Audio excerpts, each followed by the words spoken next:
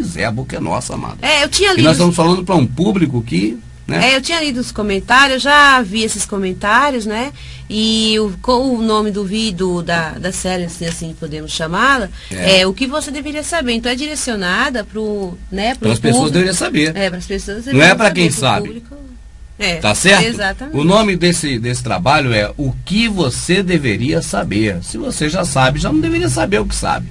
Então é para um público que deveria saber e está hoje sendo, vamos dizer assim, maltratado pela religião evangélica justamente por desconhecer.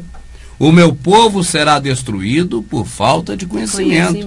Porque tu, sacerdote, né, está no DVD passado, no vídeo passado, quem não assistiu pode assistir. Mas o que eu estava dizendo, amado, e creio que nós devemos retomar essa análise, é que é muito comum você chegar em um local e ver aquelas coisas acontecendo e sem ninguém te falar nada, mas você achar que aquilo é algo que se pratica daquela forma porque tem um fundamento muito sólido. E no caso da religião evangélica, acredita-se que esse fundamento é talvez um pedido do Criador que pediu para fazer assim. Verdade. Entende, amada? Sim. Não, o Criador nos pediu realmente para fazer alguma coisa, mas não tem nada a ver com essas práticas. O que ele nos pediu é misericórdia, amor ao próximo quero, e não qualquer tipo de sacrifício, nem mesmo de andar da sua casa até alguns lugares. Mas nós vamos chegar lá. O que você deveria saber hoje, e vai ficar sabendo, é que o que você associa a um culto evangélico não tem nada, nem a ver com as práticas daquele templo antigo, lá de Israel, e muito menos com o que o Criador nos pediu, ou o que Ele quer de nós. Mas se não se parece, amada, essa prática de culto com as práticas daquele templo antigo de Salomão, eu pergunto, com que essas práticas se parecem? Porque elas devem ter um momento no tempo em que elas começaram a ser praticadas. E esse momento no tempo, o que se praticava era advindo de quê? Entende? Entendi. Para chegar ao ponto que vem chegando. E partir do ponto que começou para chegar onde está. Porque essa evolução, amada, às avessas, porque quando você fala em evolução é um sentido positivo. Era ruim e ficou melhor. Só que isso aí piora a cada dia. Então isso aí é igual um rabo de cavalo que cresce para baixo. Cresce. Pô, tá crescendo, mas para baixo. Entende? Então o sentido de crescer nem sempre é o positivo. E essa evolução também da mesma forma. É uma evolução degenerativa. Para pior. Então, só para recapitular. É comum você levar uma criança hoje em uma igreja evangélica e ele associar tudo aquilo que vê ali a uma prática que o nosso Criador pediu, uma prática que ele se agrada, uma prática que nós, como seres humanos criados por ele, devemos fazer em função dele.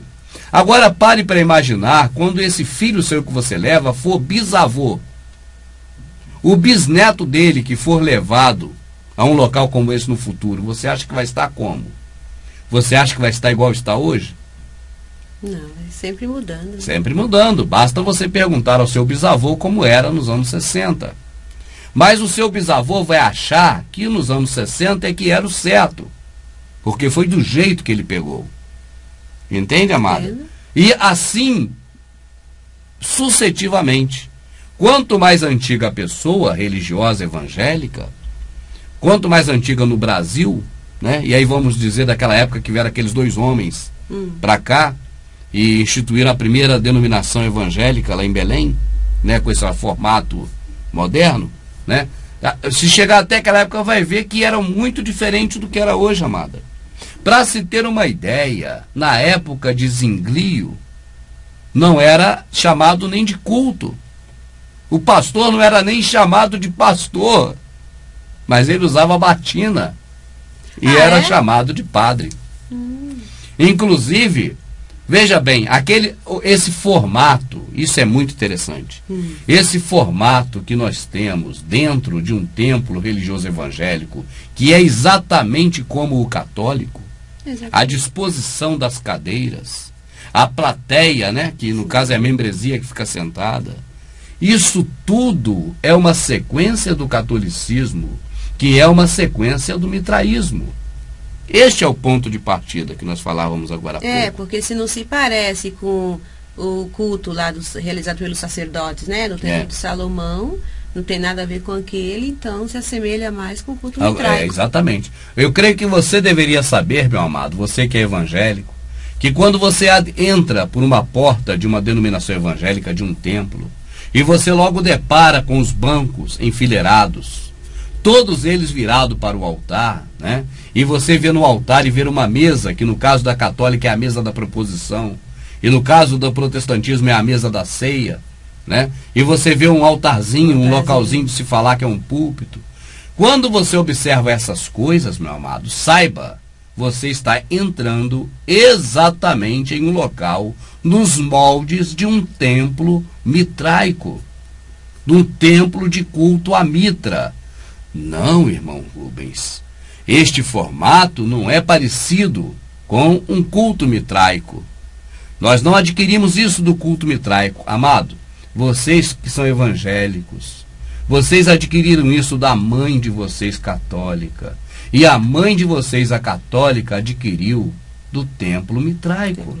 Nós vamos agora, amadinha, juntos, entrar por avanço tecnológico do computador no templo, não exatamente do de Salomão, que eu acho que eu não tenho imagem aqui, mas no templo de Herodes, que é um molde do de Salomão. E nós vamos destrinchar, beleza, legal, ver direitinho como era o de Salomão e como era o de Herodes. Sim. Porque o templo de Herodes, a nave quer dizer, aquele lugar que tem a cobertura, que seria hoje o templo evangélico. Sim. Porque, por exemplo, você fala assim, eu vou na igreja evangélica, ali tem a cantina, tem as salas de dar aula de escola dominical, né? Tem até às vezes dormitório.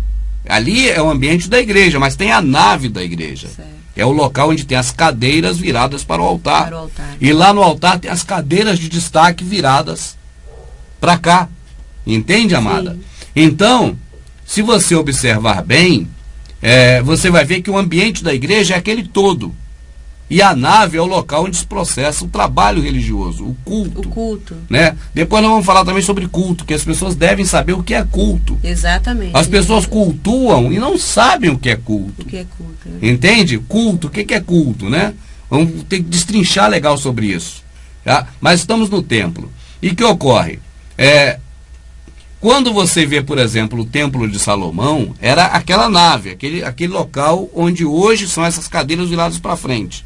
E quando você entra no templo de Herodes, ele é uma coisa gigantesca.